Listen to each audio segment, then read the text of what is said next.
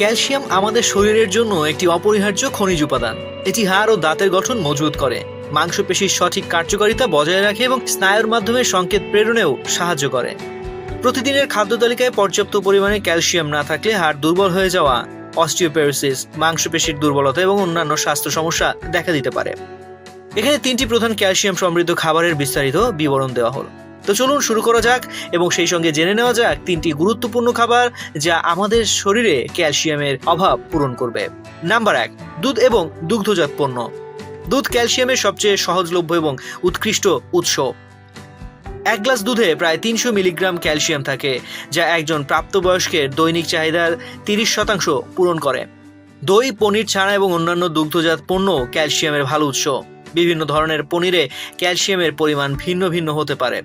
দুধ এবং দুগ্ধজাত পণ্য ভিটামিন ডি এরও ভালো উৎস, যা ক্যালসিয়াম শোষণে সাহায্য করে। ভিটামিন ডি এর অভাবে শরীরে ক্যালসিয়াম শোষণ করতে পারে না। যাদের দুধ হজমের সমস্যা আছে তারা দুগ্ধজাত পণ্য খেতে পারেন।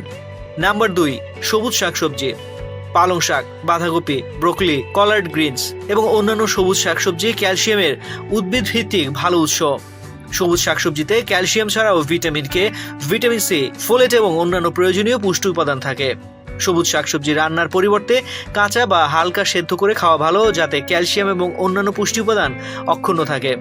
কিছু সবুজ শাকসবজিতে অক্সালেট নামক একটি যৌগ থাকে, যা ক্যালসিয়াম শোষণে বাধা দিতে পারে, তবে রান্নার মাধ্যমে অক্সালেটের পরিমাণ কমানো যায়। নাম্বার 3, ছোট মাছ। কাচকি, মলা, ঢেলা, পুঁটি এবং অন্যান্য ছোট মাছে প্রচুর পরিমাণে ক্যালসিয়াম থাকে। কাঁটা সহ ছোট মাছ খাওয়া ক্যালসিয়ামের চাহিদা পূরণে সহায়ক। ছোট মাছ ওমেগা 3 ফ্যাটি অ্যাসিড, প্রোটিন এবং অন্যান্য প্রয়োজনীয় পুষ্টি উপাদানেরও ভালো উৎস। ছোট মাছ সহজলভ্য এবং কম খরচে ক্যালসিয়ামের চাহিদা পূরণের একটি ভালো উপায়। নিয়মিত ছোট মাছ খেলে হাড় মজবুত হয় এবং অস্টিওপোরোসিসের ঝুঁকি কমে। এছাড়াও অন্যান্য ক্যালসিয়াম সমৃদ্ধ খাবার যেমন সয়াবিন এবং সয়াবিন থেকে তৈরি খাবার, বাদাম এবং বীজ, কমলা লেবু, ডুমুর, শস্য জাতীয় খাবার। ক্যালসিয়াম শোষণের জন্য ভিটামিন ডি প্রয়োজন, তাই প্রতিদিন 15 থেকে 20 মিনিট সূর্যের আলোতে থাকা বা ভিটামিন ডি সমৃদ্ধ খাবার খাওয়া অত্যন্ত জরুরি। অতিরিক্ত ক্যালসিয়াম গ্রহণ করলে কিডনিতে পাথর হওয়া ঝুঁকি বাড়তে পারে। যাদের কিডনির সমস্যা রয়েছে তাদের ক্যালসিয়াম গ্রহণের আগে ডাক্তারের পরামর্শ নেওয়া উচিত। ক্যালসিয়াম সাপ্লিমেন্ট গ্রহণের আগে অবশ্যই ডাক্তারের পরামর্শ নিতে একদমই ভুলবেন না।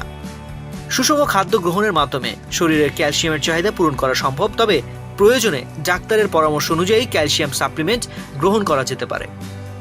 তো আজ এ পর্যন্তই। স্বাস্থ্য বিষয়ক এমন নানা তথ্য জানতে ডেইলি হেলথের সঙ্গেই থাকুন। এছাড়াও স্বাস্থ্য বিষয়ক সংবাদ জানতে ভিজিট করুন www.dailyhealth.com.pd এবং ডেইলি হেলথের ফেসবুক, ইউটিউব, লিঙ্কডইন, টুইটার ও ইনস্টাগ্রাম পেজ ফলো করুন।